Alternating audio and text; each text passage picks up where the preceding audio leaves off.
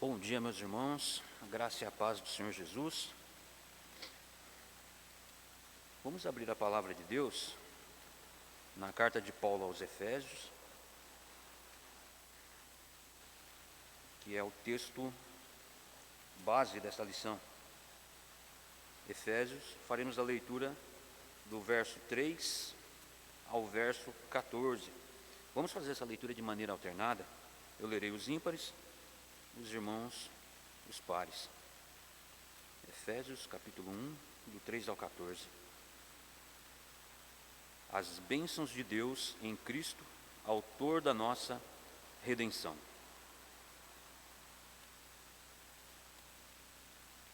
Bendito o Deus e Pai de nosso Senhor Jesus Cristo, que nos tem abençoado com toda sorte de bênção espiritual nas regiões celestiais em Cristo.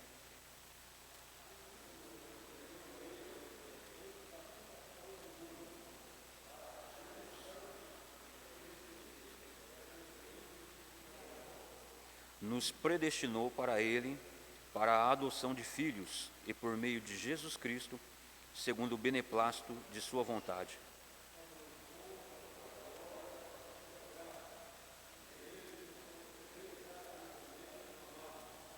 No qual temos a redenção pelo seu sangue, a remissão dos pecados, segundo a riqueza da sua graça.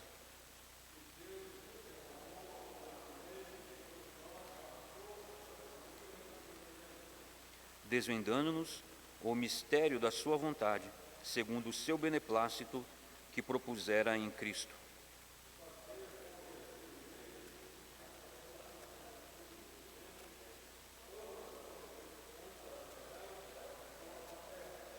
Nele digo, no qual fomos também feitos herança, predestinados segundo o propósito daquele que faz todas as coisas conforme o conselho da sua vontade.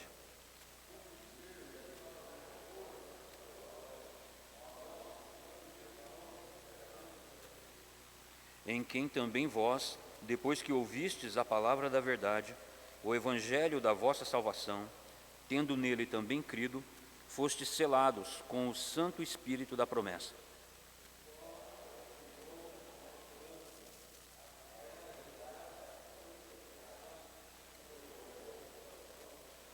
Amém. Vamos orar ao Senhor.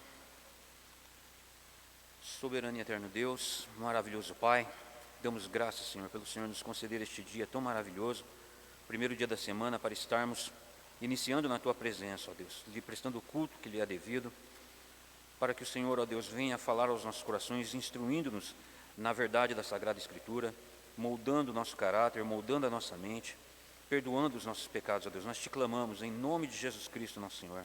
Eu sou grato, Deus, pela vida de cada um dos meus irmãos presentes aqui nesta manhã. Eu sou grato, Senhor, porque é o Senhor quem nos congrega, é o Senhor quem nos reúne, para que nós possamos, Senhor, nos alegrarmos na Tua presença. Orando também por aqueles que não puderem estar conosco, ó Deus. Que o Senhor os livre de todo mal, que eles possam, Senhor, aonde estiverem, exalarem o qual perfeito e maravilhoso perfume da Tua graça, que nós possamos manter esta comunhão e nos alegrarmos na Tua presença, Senhor. É em nome de Jesus Cristo que eu agradeço por essas bênçãos. Ilumina o nosso entendimento, os nossos corações, para compreendermos a Tua palavra, Deus. Em nome de Jesus Cristo. Amém. Irmãos, nós agora estaremos iniciando, a lição número 5, e ela vai trazer o tema, a questão da predestinação. Sempre alguns pontos, que são sempre assim polêmicos, causam polêmica, muito mal compreendido, e muitos inclusive vão achar que isso é pura invenção de teólogos, mas que são palavras, que elas estão nas Escrituras, e nós temos que lidar com elas à luz da Escritura, e não à luz do que as pessoas entendem a respeito disso. Porque assim como a lição passada nós vimos a respeito do ensinamento do livre-arbítrio e a questão da livre-agência, que nós compreendemos que depois da queda de Adão, o homem não tem livre-arbítrio. O que o homem tem é a sua livre-agência, ou seja, ele age, debaixo dos impulsos do seu coração, dos desejos do seu coração, que direciona. É uma liberdade condicionada. Então nós aprendemos que o homem, sendo um livre agente, ele é condicionado pela vontade do seu coração, que é corrupto, que é caído, pecaminoso, e que não busca fazer a vontade de Deus. Antes, tem se tornado inimigo de Deus, né? Mas agora em Cristo, o Senhor nos outorga, né, o seu Santo Espírito para que nós possamos fazer a vontade de Deus e não a vontade do nosso coração corrupto, né? Mas o homem, ele é um livre agente e não possui livre-arbítrio, né? As pessoas vão dizer como, e acham isso assim uma coisa descabida, dizer que a pessoa não tem livre-arbítrio. Mas o livre-arbítrio, bem entendido como nós sabemos à luz da Escritura, é na questão espiritual, de ele poder, na sua condição natural, escolher a Deus e fazer a vontade de Deus, uma vez que ele se encontra morto espiritualmente. Então o homem não detém essa capacidade de livre-arbítrio. Somente Adão, antes da queda, né?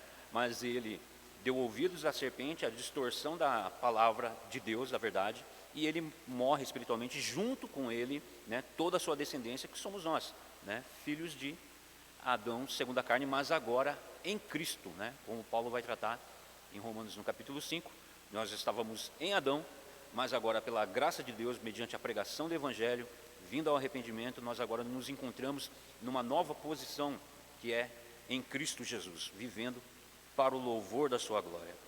E agora então nós vamos entrar no tema da questão da predestinação, né?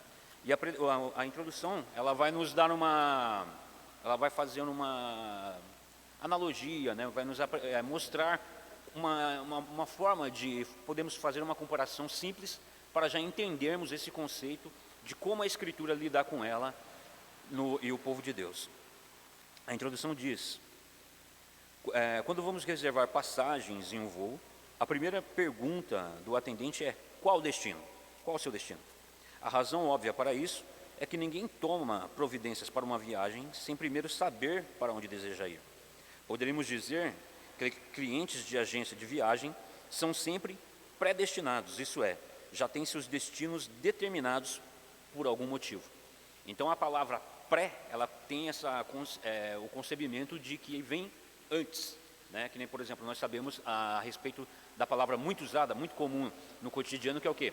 O pré-conceito, ou seja, você já tem uma prévia visão a respeito de uma situação ou de algo que você não tem um real conhecimento.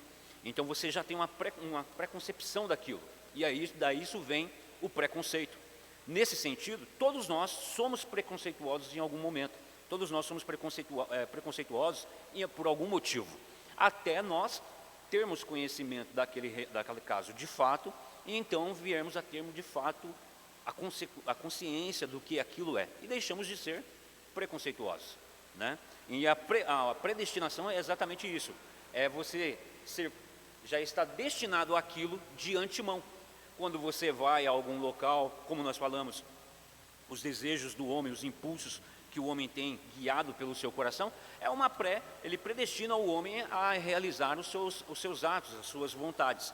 Mas aqui no caso dessa nossa lição, nós vamos ver que nós já somos predestinados, não pelas nossas vontades, não pelos nossos impulsos, não pelos nossos desejos, mas única e exclusivamente pela vontade de Deus. Então, ele vai nos trazer esse exemplo simples, corriqueiro, de uma pessoa que vai viajar, que vai pegar um ônibus, um trem, um avião para poder se locomover, e ele já tem ele já está predestinado para aquele local que ele vai, ele tem essa consciência, né? O atendente simplesmente vai fazer a pergunta, né? Para onde? Qual é o local que você vai? E ele vai dar o local para onde ele vai, então ele já está predestinado, né? Os seres humanos têm apenas duas destinações possíveis após a morte. Para onde são predestinados? É certo que para a viagem da ida, ou sua destinação final após a morte. As coisas não são tão simples como na agência de turismo. Há infinitamente mais em jogo. Vejamos o que a Bíblia ensina a esse respeito. Como já falamos e como temos visto todas as lições até aqui, os estudos não são baseados em apenas busca do pensamento humano a respeito desses termos, mas sempre à luz da Escritura. Isso é válido para os pensamentos que o homem tem, mas são levados a se colocar debaixo da Escritura justamente devido à nossa condição caída, limitada, onde nós temos tendências de distorcermos segundo as vontades do nosso coração, né? Deus fez o homem com capacidade, como nós vimos até aqui, de poder analisar, de poder pensar, de poder observar as coisas. O Senhor sempre colocou diante da humanidade a condição de escolha, né, para que ele faça uso daquela imagem e semelhança que Deus comunicou a ele, mas é a Escritura quem nos vai apontar a direção correta, que é segundo a vontade de Deus. Então, o primeiro ponto, e eu acredito que nós hoje conseguimos tratar, ou conseguimos andarmos um bom pedaço nele, é vermos nesse primeiro ponto, né, que se predestinar é prever, né? E aí também já entrarmos no ponto A desse primeiro ponto, né? Predestinar é mais que prever, né? Então muitos têm essa ideia de que predestinação é prever o futuro, e nós vamos ver o que a Escritura mostra a esse respeito e da onde surgiu essas ideias a respeito de que predestinação é prever o futuro, né? Vamos dar início então a este ponto. As diversas tradições e denominações cristãs proclamam que nosso destino final está nas mãos de Deus, o fato. Contudo, tem diferenças históricas sobre como essa predestinação ocorre. Já mencionamos a disputa entre Agostinho e Pelágio, cuja negação do pecado original foi rejeitada pelo concílio da igreja. Isso nós vimos na lição número 2, né? Só recapitulando aqui, Agostinho, né, foi um grande homem, um grande pensador da igreja do século V, e ele se confrontava com muitos pensadores também da época, que traziam doutrinas que são erradas, doutrinas que distorcem a realidade da verdade transmitida pela palavra de Deus. E um dos principais, né, debatedores que ele contendeu no passado foi com Pelágio, né, a respeito da questão da doutrina da depravação total, ou seja, da doutrina do pecado original do homem. Agostinho, ele ensinava, segundo as Escrituras, de que o homem nasce já com a culpa do pecado de Adão, enquanto que Pelágio ensinava que o homem nasce livre, o homem nasce sem a culpa do pecado original de Adão, mas que ele faz a escolha por imitar Adão, pecando como Adão, né? E isso foi rejeitado nos concílios da igreja, os concílios onde a igreja se reunia para discutir assuntos, né, que colocavam em xeque as doutrinas da Escritura. Por isso a importância de nós termos conhecimentos, segundo as Escrituras, dessas doutrinas, estarmos firmados nela, para que nós possamos ter filtro, segundo as Escrituras, não segundo o pensamento humano, para que a gente possa, diante de uma pregação, diante de um estudo, compreender a verdade das Escrituras e podermos abraçá-las ou rejeitá-las. Então é indispensável que a igreja tenha conhecimento teológico, porque é o conhecimento teológico que vai dar a essa pessoa base doutrinária, firmeza, e essa é a doutrina que tem sido legada às igrejas, doutrina dos apóstolos, os pais apostólicos, e que a igreja tem se firmado que são segundo a palavra de Deus, né? Mas ganhou espaço na igreja sua doutrina da predestinação, ensinada por líderes como João Cassiano, ano aí de 360 a 435, o Papa Gregório o Grande, durante o ano aí de 540 a 604, por exemplo. Para eles, predestinar significava que Deus antevia desde a eternidade, em sua presciência, aqueles que iriam crer em Jesus, e o destinou para receberem a assistência de sua graça salvadora. Será que a base da predestinação dos pecadores é a presciência de Deus? Então, ainda hoje nós vemos esse debate, né? Calvinistas tendo a sua visão a respeito da predestinação, e principalmente a linha teológica conhecida como o arminianismo, né? Que nega a predestinação, mas coloca em destaque essa questão da presciência de Deus. Ou seja, no calvinismo, Deus predestinou por nenhuma obra, por nenhum mérito humano, aqueles a quem Ele leva à salvação. Já pelo lado do arminianismo, Deus preveu, Ele viu no futuro aqueles que creriam, e então Ele confirma como sendo salvos. Então nós vamos ver aí que isso causa um problema muito sério, né? Ele vai causar uma distorção no que de fato a Escritura ensina. E aqui, com todo respeito, não querendo ofender a nenhum dos irmãos, né, inclusive os arminianos, temos os arminianos como nossos irmãos em Cristo, porque eles não negam, né, as doutrinas principais da fé cristã, como somente Cristo, somente pela fé, né, Deus Pai, Deus Filho, Deus Espírito Santo, a obra da Santa Trindade. Então isso não nos coloca como não sendo irmãos em Cristo, mas há compreensões a respeito das doutrinas da Escritura que tem um entendimento errado, e é necessário que, uma vez que nós nos aproximamos da Escritura, como foi dito, a palavra predestinação, ela se encontra na Bíblia.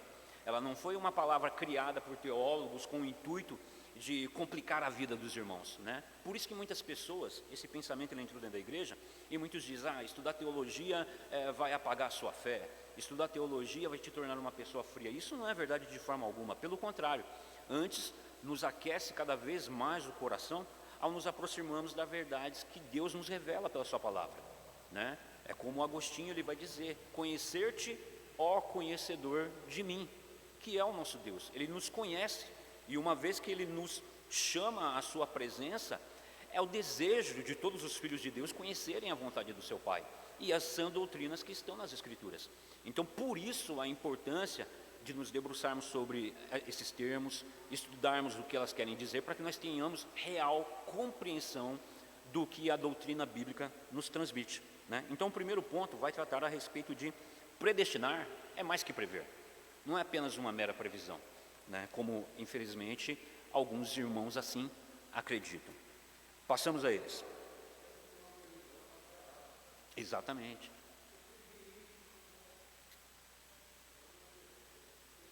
É predestinação.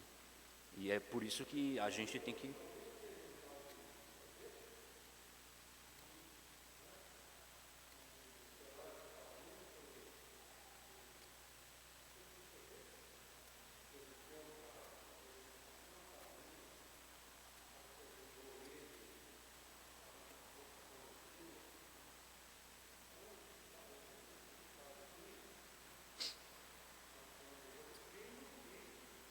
Pelágio, né?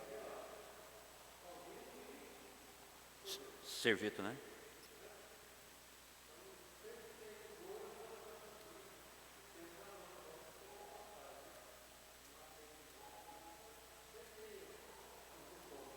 Exato. Inclusive é uma lição que é rejeitada, né?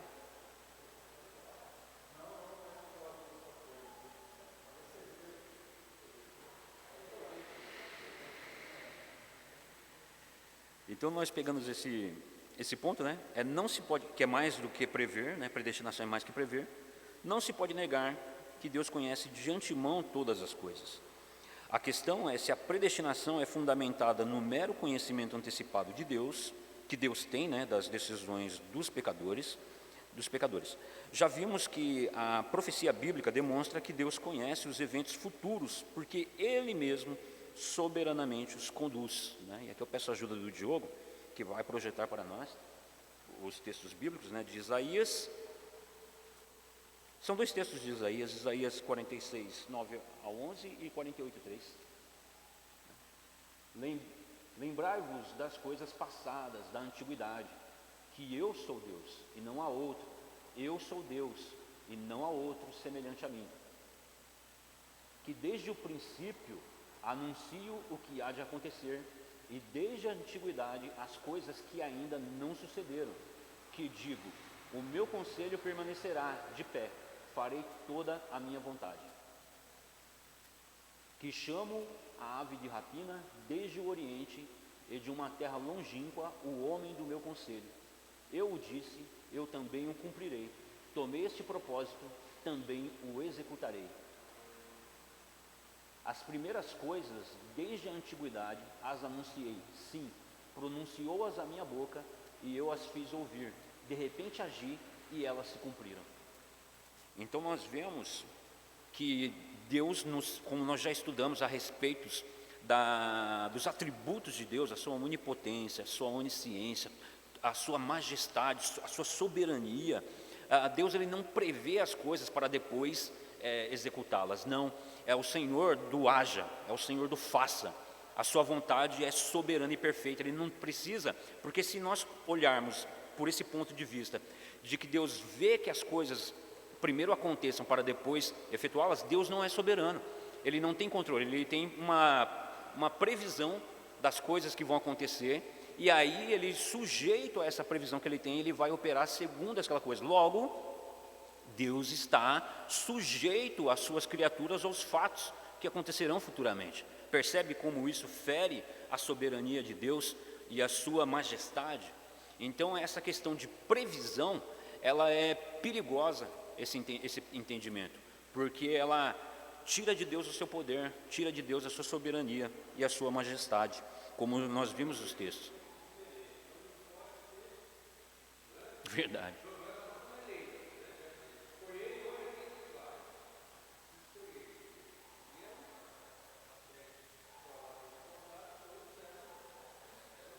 Ela não serve de Deus.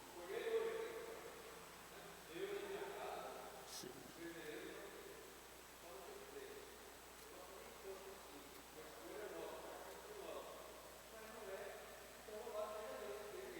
Grande é o Senhor, né? E isso é maravilhoso, né? Porque é como Samuel, né?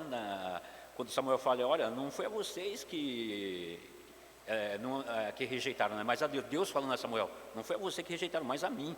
Então, qual maravilhoso é estar debaixo da vontade de Deus, do centro da sua vontade. Estão rejeitando ao Senhor, né? Verdade. Então, continuando esse ponto, né? Fazer com que a mais importante decisão de Deus quanto aos seres humanos dependa completamente da vontade dessas criaturas tão limitadas, significa trocar o Deus revelado na Bíblia por outro Deus, né? Então nós trocamos o Deus, com D maiúsculo, Deus soberano, o único e verdadeiro Deus, por divindades pagãs, divindades falsas, né? Que é o Deus minúsculo aqui, é trocarmos, né? É destronarmos o Senhor da glória. O apóstolo Paulo descreve que a redenção como um plano bem amarrado, no qual Deus de antemão conheceu, predestinou, chamou, justificou e por fim glorificou os crentes em Jesus. Esta é a ordem, e essas palavras, cada palavra dessa aí, teólogos se debruçam em cima, porque cada uma delas trazem um ensinamento muito profundo, segundo as Escrituras, né? Então nós vemos tamanha riqueza da palavra de Deus e o conhecimento agora que é revelado aos eleitos, o conhecimento que agora em Cristo nós temos acesso a isso, que é muito superior a todo e qualquer conhecimento humano, né? Os homens que se gabam de sábios, os homens que se gabam de terem o conhecimento, revelações ocultas, mas são fúteis, levam ao engano, à perdição, porque não é segundo a palavra de Deus que o Senhor nos apresenta na sua palavra. Aí é o texto de Romanos, né? 8, 29 ao 30, é o apóstolo Paulo ensinando, né? Quanto aos que de antemão conheceu, também os predestinou para serem conformes à imagem de seu Filho, a fim de que ele seja o primogênito entre muitos irmãos. E aos que predestinou, a esses também chamou. Aqui nós vamos ter aquela ordem, né? Aquela sequência. Aos que predestinou, a esses também chamou. E aos que chamou, a estes também justificou. E aos que justificou, a esses também glorificou. Glorificou. Então isso é maravilhoso. Nós vemos que nós somos predestinados de antemão Ele nos conheceu. O Senhor nos conheceu antes que viéssemos a realizar qualquer obra, tivéssemos qualquer mérito, justiça própria, para que pudéssemos pensar em querer agradar a Deus. O Senhor nos conheceu de antemão, nos predestinando para a semelhança do seu Filho, que é o nosso irmão mais velho, o nosso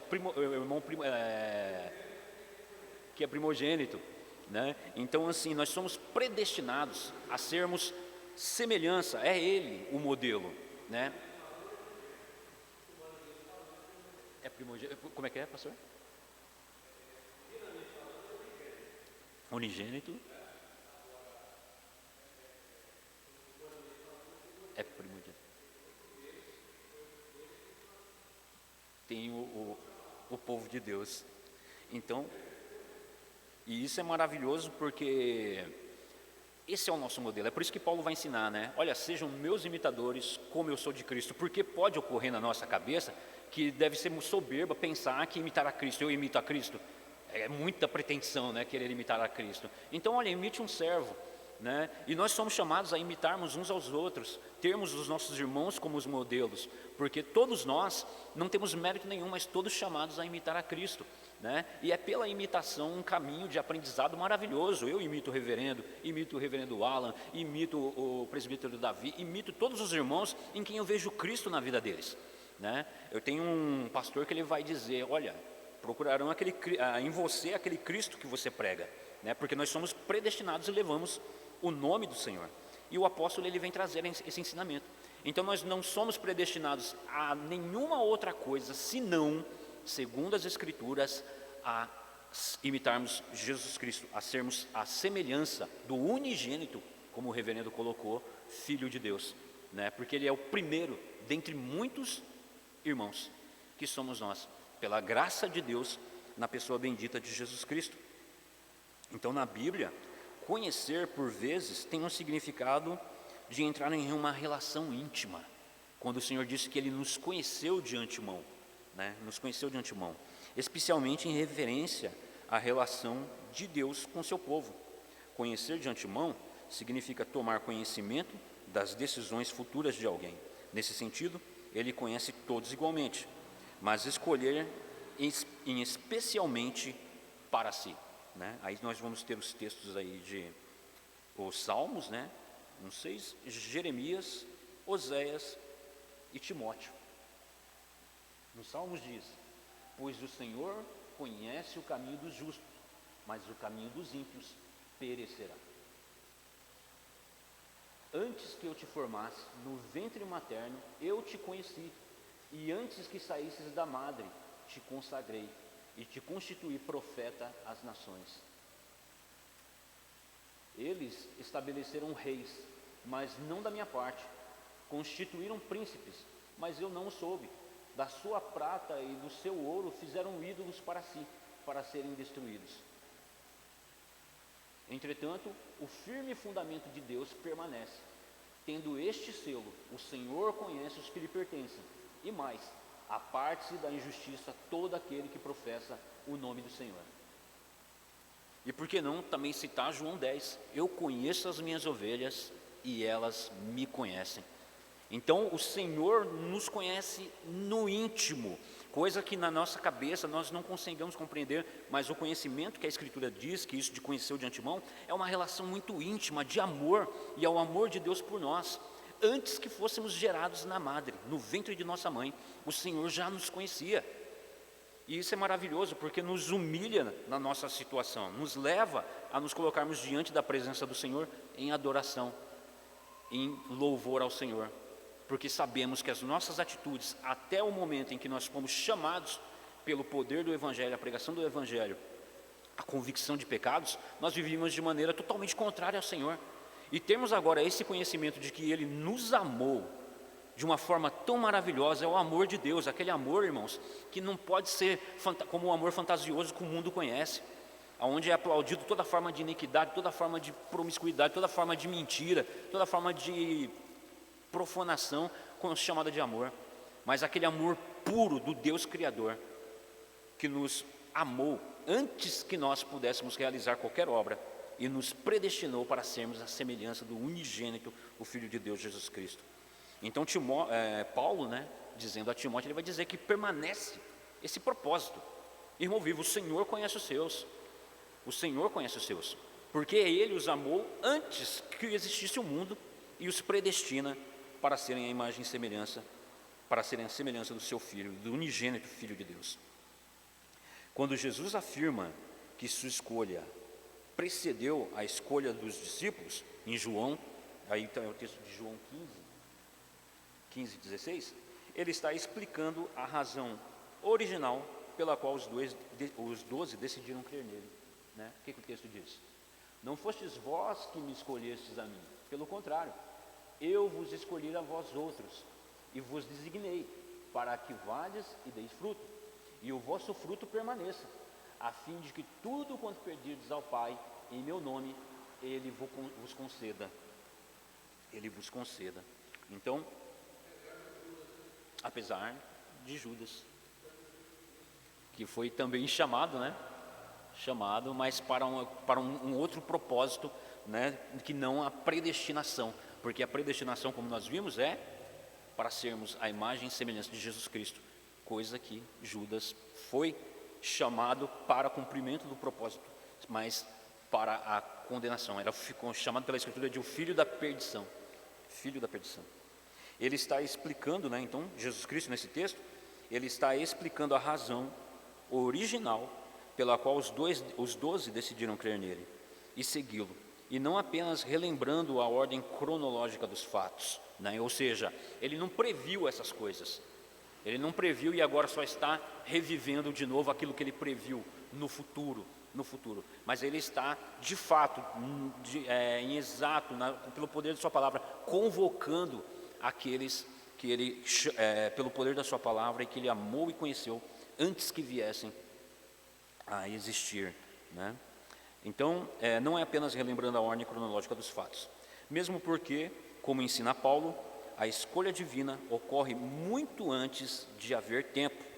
Efésios, texto que nós lemos, o verso 4, capítulo 1, no verso 4. Assim como nos escolheu nele antes da fundação do mundo, para sermos santos e irrepreensíveis perante ele e em amor.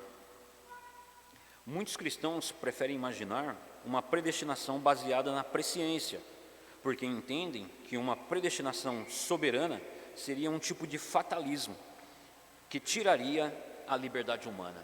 Lembra que quando estávamos falando a respeito do livre-arbítrio, eu disse que as pessoas sempre vão usar aquela questão, né? Mas aí eu me torno um robô, eu me torno uma pessoa sem vontade própria. Eu sempre gosto de fazer isso, você volta a pergunta para a pessoa, porque geralmente quem vai fazer essa pergunta é crente.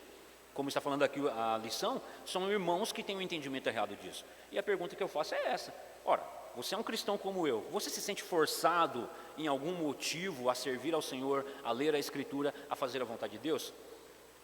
Se você se sente forçado, então reveja a sua eleição, reveja a sua conversão, porque é o que os apóstolos também vão ensinar, que nós devemos fazer o quê? Confirmar a nossa eleição, né?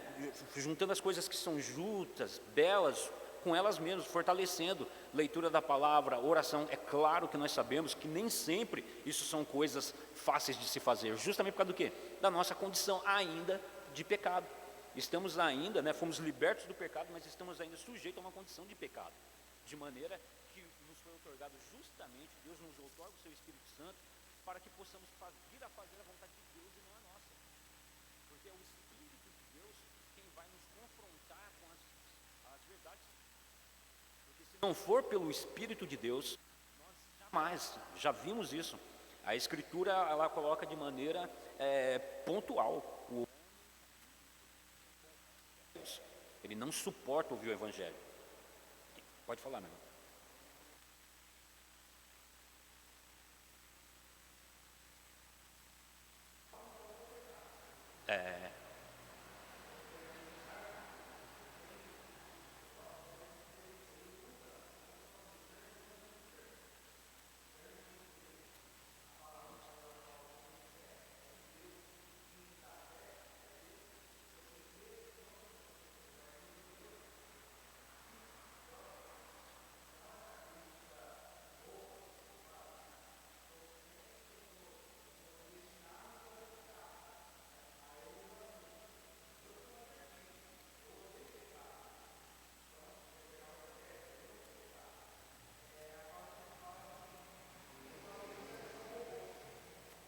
Isso.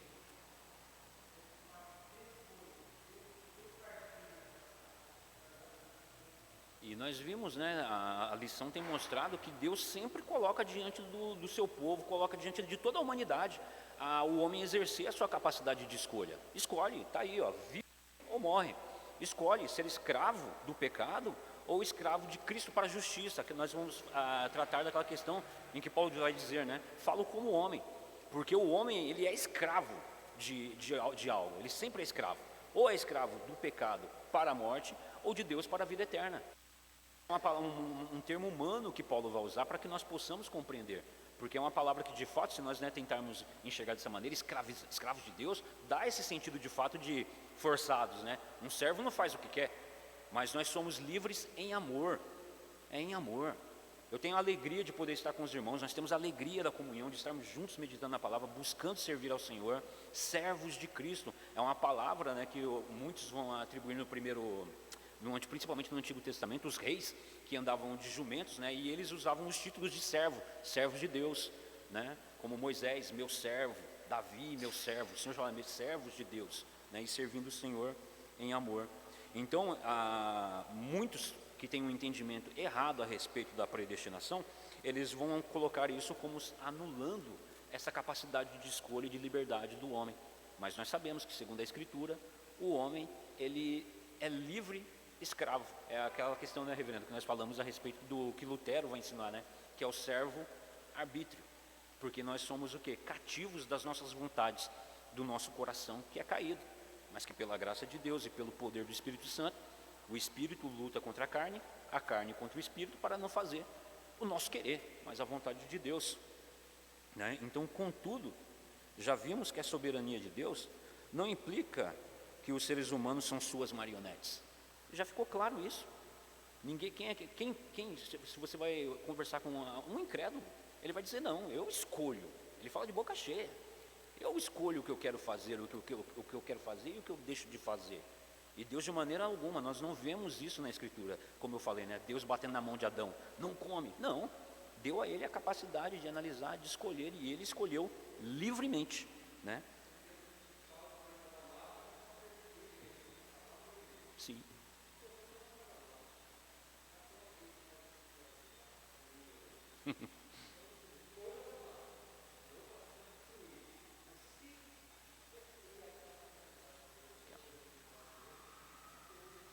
Para ser um servo de Deus. Então, né, pelo contrário, a liberdade humana, ela é real, mas não absoluta, nesse sentido. Ele é escravo, ele está sob o domínio de alguém, e ninguém é livre absolutamente.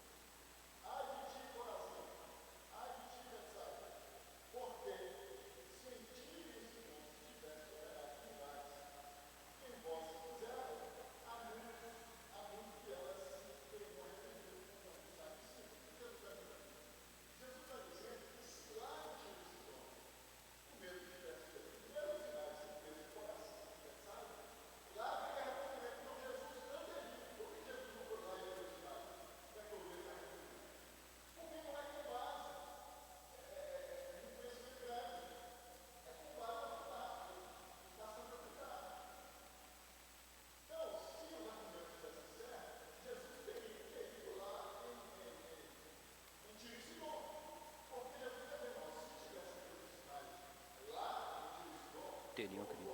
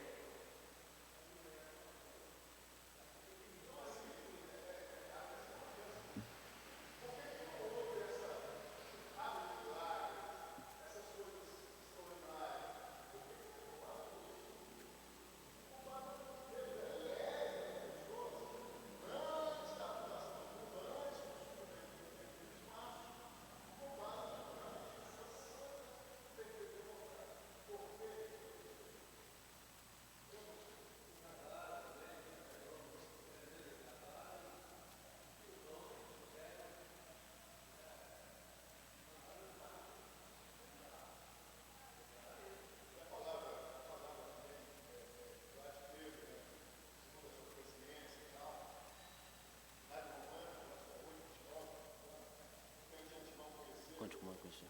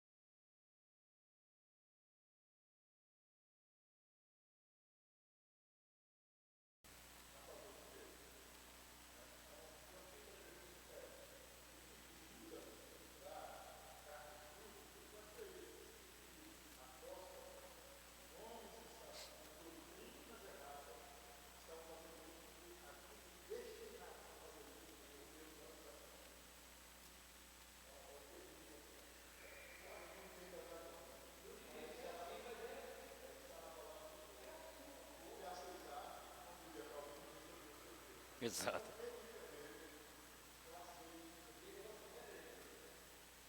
E o que eu acho interessante é que isso de maneira nenhuma ofende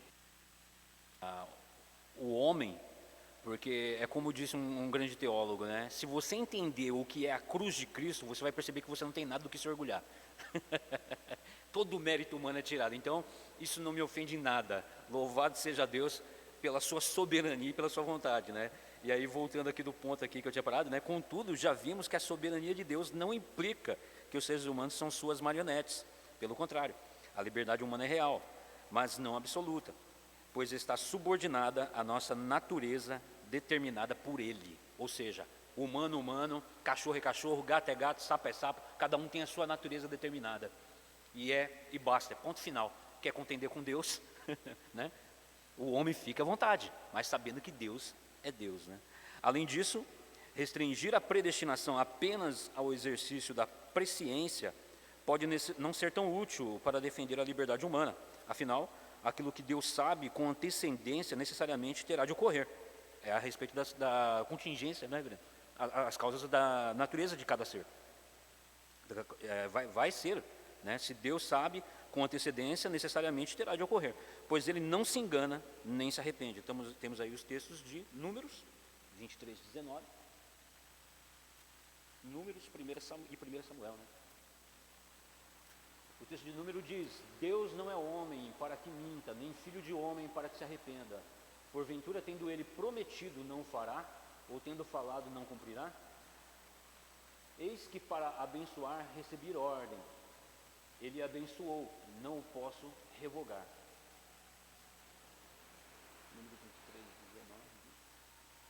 Também a glória de Israel não mente, nem se arrepende, porquanto não é homem para que se arrependa. Então é aquilo que nós já falamos, né? E compreendemos a respeito da antropopatia, que é atribuir a Deus sentimentos humanos, né? Um modo de Deus se comunicar conosco por meio da sua palavra, com palavras que nós possamos entender, mas Deus não mente, Deus não se arrepende, a palavra dele é final, e quando ele fala, passa a existir, como Paulo vai dizer, né? Ele traz à existência as coisas que não existem, pelo poder da sua palavra. Não previu nada, ele faz, né? Ele é soberano, né? Mesmo se ele tivesse escolhido Jacó, que é justamente o que o reverendo falou, mesmo que ele tivesse escolhido Jacó, porque anteviu que ele creria, e não tivesse escolhido Esaú, por prever que permaneceria incrédulo, que liberdade ambos teriam de agir diferente? Né? Coloca em xeque, que liberdade eles teriam de agir diferente? Se ele conheceu suas atitudes na eternidade, não poderiam mudá-las no decorrer da história. De qualquer forma, sabemos que ele os escolheu sem levar em conta suas virtudes ou defeitos. E aí nós temos aquele texto, né, que é a muralha, né, Romanos 9, versos 11 a 13. E ainda não eram os gêmeos nascidos, nem tinham praticado o bem ou o mal, para que o propósito de Deus, quanto à eleição, prevalecesse, não por obras, mas por aquele que chama. Já fora dito a ela, o mais velho será servo do mais moço. Como está escrito, amei Jacó, porém me aborreci de Esaú. É o apóstolo Paulo. Não valia um pirulito.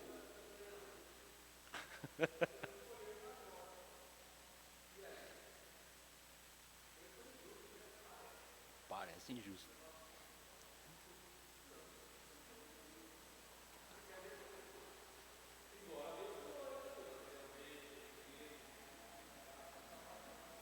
Esse texto...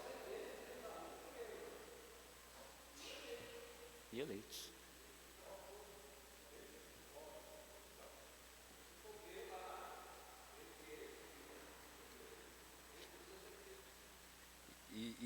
E esse ponto que ele coloca, né, a respeito da presciência, para aqueles que têm firmado a sua base de conhecimento a respeito da predestinação na presciência. Sim.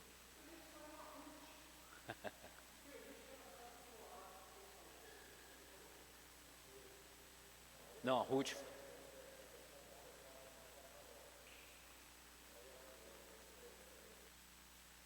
Fica aí.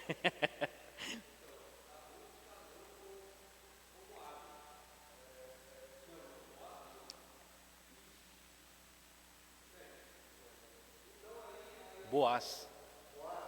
Boaz.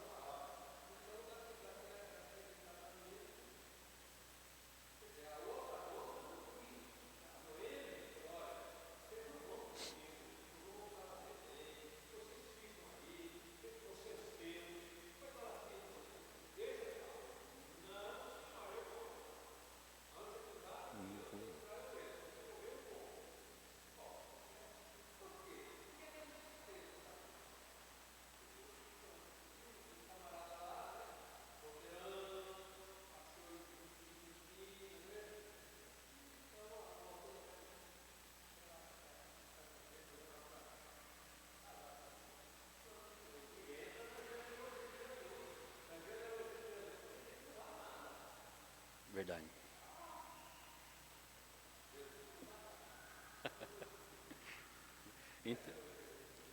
Então essa questão, né, de porque os dois creram e Deus confirmou, ou seja, a liberdade, né, de escolha deles, onde estava?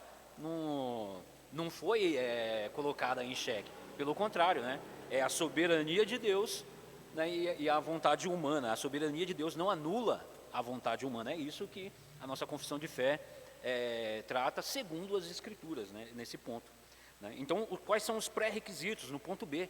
Ainda temos um tempinho?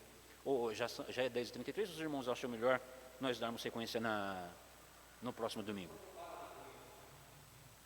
Ainda temos tempo? Então, vamos dar início então na questão do ponto B da lição, né, que são os pré-requisitos impossíveis de se alcançar.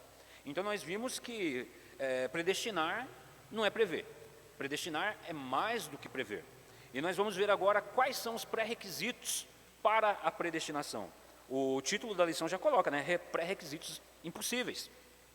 Há ainda outro ângulo pelo qual devemos observar a relação entre presciência divina e eleição de pecadores para a salvação. Um dos atributos mais proclamados do nosso Criador na Bíblia é sua santidade. A santidade de Deus, aquela santidade aonde os homens se veem como mortos na presença da majestade do Senhor, cai de joelho. Isaías vai dizer: ai de mim, que vi o Senhor da glória. Esse é um atributo de Deus. Eu gosto muito do que o pastor Frank Ferreira ele diz: nós devemos tirar as sandálias dos pés para entrarmos nesse campo, porque é santíssimo, né? Que é estudarmos a respeito da santidade de Deus. E aí as escrituras vão nos falar a respeito disso. Salmo 99. Salmo 99, 9. Exaltai ao Senhor nosso Deus e prostrai-vos ante seu santo monte, porque santo é o Senhor nosso Deus.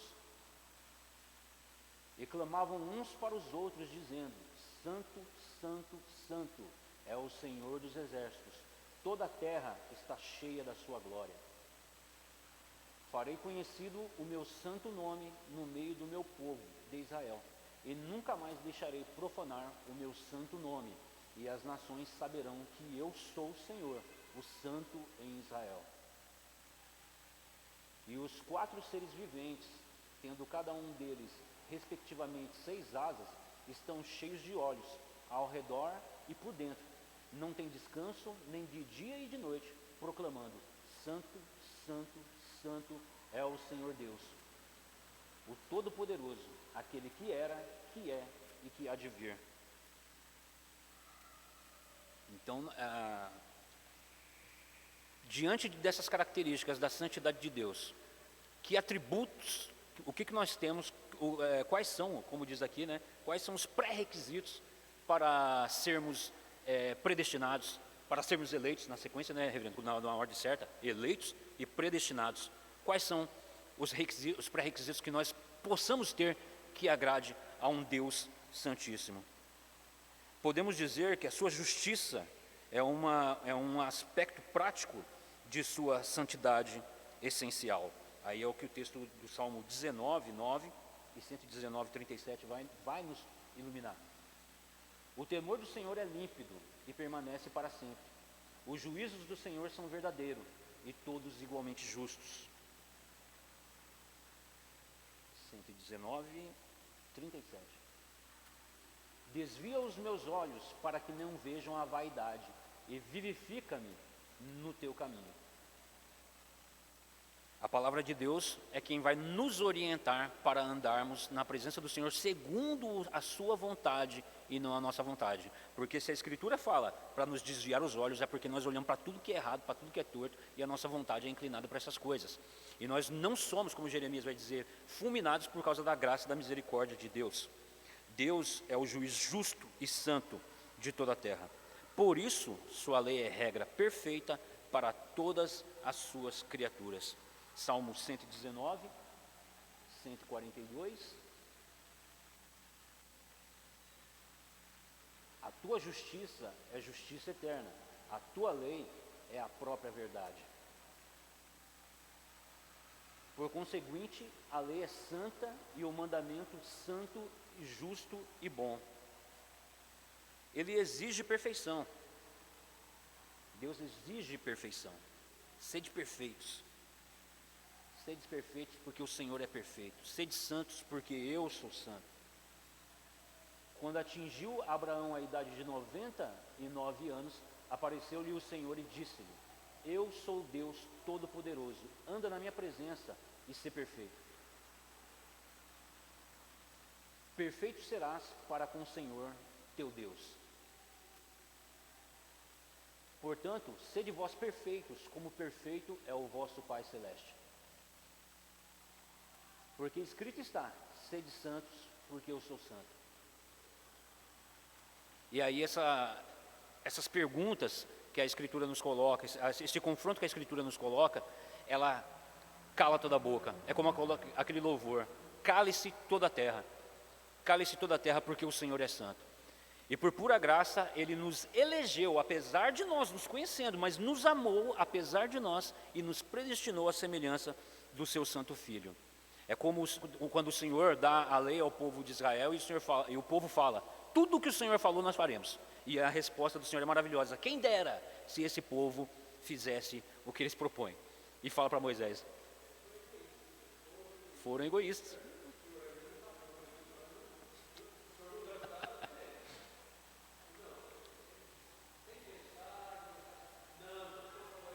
Vai, vamos. Ele exige perfeição.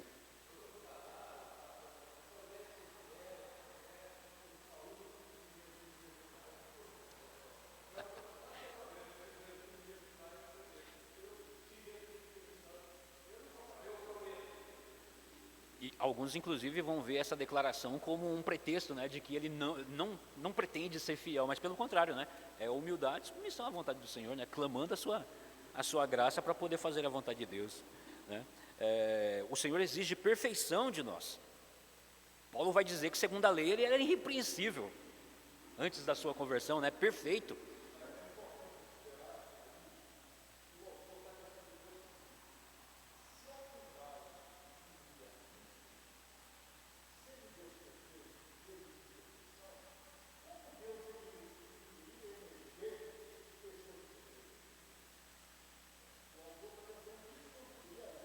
Exato. Da presciência, exatamente. Então, ora, se a lei divina requer perfeição,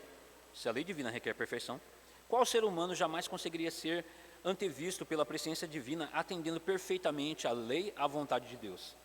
Justamente o que o reverendo acabou de dizer. Se fosse assim, como o Senhor teria escolhido Abraão e sua descendência? Né, o texto aí de Gênesis 18, 19, Amós 3, 2. Gênesis 18 diz, porque eu o escolhi para que ordene a seus filhos e a sua casa depois dele, a fim de que guardem o caminho do Senhor e pratiquem a justiça e o juízo, para que o Senhor faça vir sobre Abraão o que tem falado a seu respeito. De todas as famílias da terra, somente a vós outros vos escolhi, portanto, eu vos punirei por todas as vossas iniquidades. Que, de novo, confirma o que o reverendo falou. Olha isso.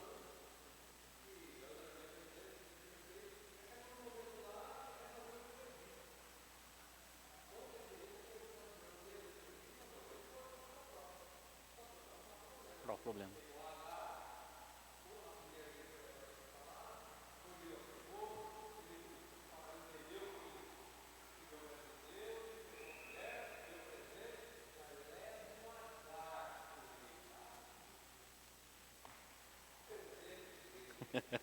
E nós vimos, né, na lição número 1, quando nós estudamos a respeito da graça e da graça comum, de que de fato ali Abraão, Jacó, todos eles confirmavam cada vez mais o quanto eles não tinham méritos nenhum para receberem favor divino. Mas Deus, pela sua graça, pela sua misericórdia, o escolheu de antemão, né? O elegeu, o escolheu, o predestinou. Então, temos aí, dando sequência, né? Se tratasse de sua presciência, ele apenas contemplaria suas falhas, incredulidades futuras, não fé e obediência. Todavia, em sua livre escolha, ele os predestinou para receberem sua revelação, suas promessas, suas leis e seu Cristo. É o texto aí de Romanos 9, 4 e 5. Romanos.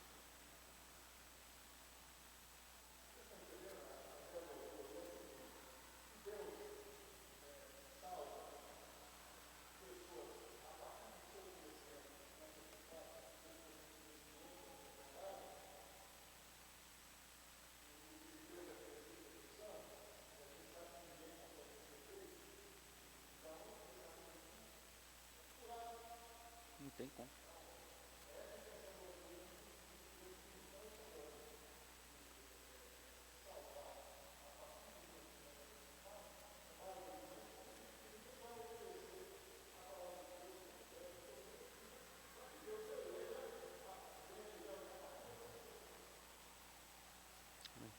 Então o texto de Romanos, né? Pode falar.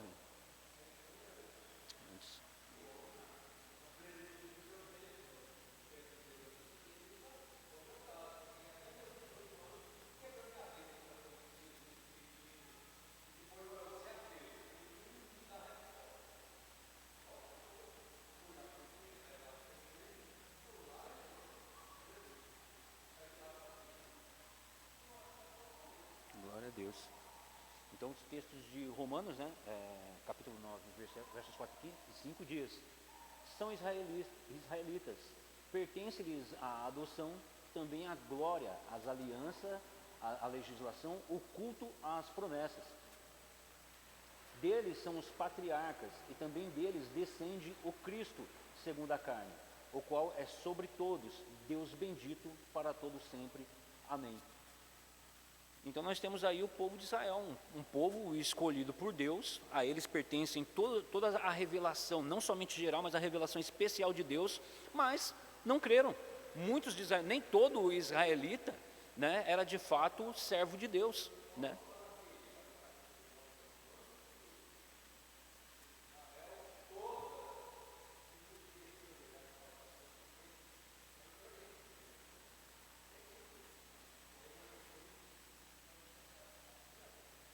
John Stott ele vai dizer que alguns judeus eles têm como se fosse uma frase, né, fixada de que o homem circuncidado não vai para o inferno. Eles já têm, né, essa firmeza neles de por serem o povo da aliança, o povo de Deus. Isso basta, independente de qualquer outra, é garantia, né? É garantia, não. Só o remanescente.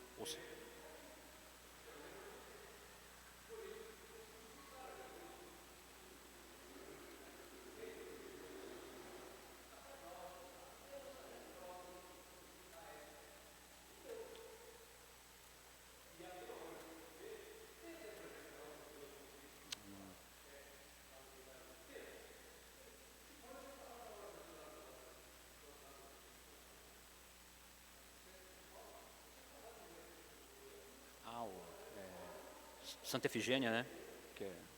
Santa Efigênia, né? Que é o...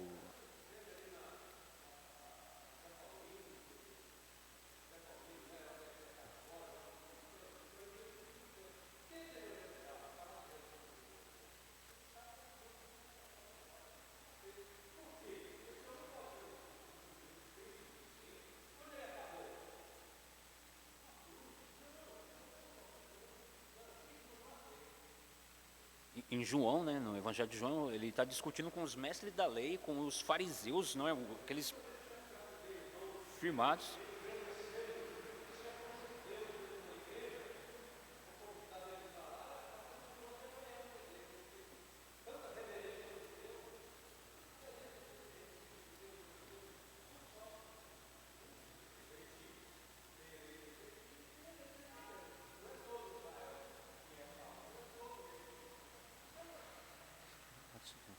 Então, irmãos, concluindo esse ponto B da lição, né, vimos o texto de Romanos, né, tratando a respeito dessa questão. E, em outras palavras, ninguém jamais seria predestinado para a salvação se a base para isso fosse o conhecimento prévio de Deus. Mas a base da predestinação dos pecados tem de ser encontrada na livre escolha divina. Então, e nenhuma atitude nossa que livremente fizemos e que Deus apenas confirmou, né? Como o reverendo bem colocou, já confirmado, a Escritura, né, nos deixou clara. Então, nós somos predestinados pela livre vontade soberana de Deus, aonde Ele nos elegeu, nos conheceu antes da fundação do tempo, nos conheceu antes de sermos formados no ventre da nossa mãe, antes que o mundo existisse, né? E isso, como nós vamos ver mais adiante, é um conhecimento maravilhoso da doutrina, que nos leva não à soberba de maneira nenhuma, mas nos reverenciarmos ao Senhor, adorarmos a Ele na beleza da sua santidade, porque, como nós vimos, o Senhor exige perfeição. E quem de nós, pela nossa vontade, por capacidade nossa, pode fazer a vontade de Deus, se não for pelo próprio Deus, né?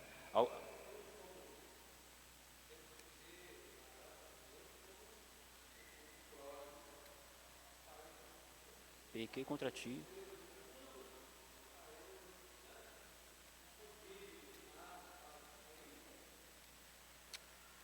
Amém. Então, irmãos, Deus abençoe a vida dos irmãos.